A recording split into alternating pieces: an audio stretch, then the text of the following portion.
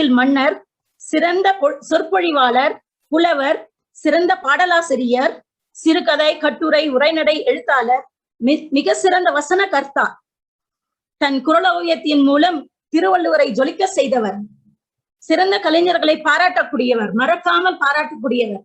அப்படிப்பட்டவரின் சிறந்த நலத்திட்டங்கள், நம் மக்களுக்காக அளித்த சிறந்த நலத்திட்டங்களை நாம் இப்பொழுது பாராட்டுவோம்.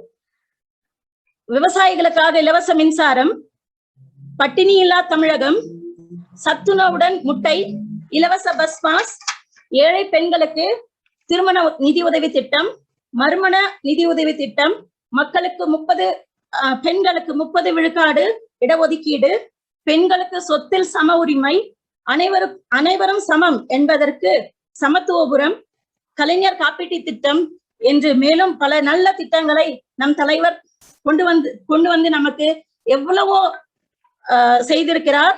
அதனை நாம் பாராட்டுவோம். இந்நாளில் கருவறையில் தோன்றியது முதல் கடற்கரையில் ஓய்வு கொள்ளும் வரை தமிழுக்காகவும் தமிழ் மக்களுக்காகவும் ஓய்வின்றி உழைத்த நம் தலைவர் கலைஞர் ஓய்வறியா சூரியன். அவர் வழி பற்றி நம் மக்களையும் நம் நாட்டையும் உயர்த்திடுவோம். வாழ்க தமிழகம், வாழ்க தமிழ் மக்கள். நன்றி. நன்றி திருமதி ஸ்ரீதேவி சண்முகம் அவர்களே. ஆனா நாங்க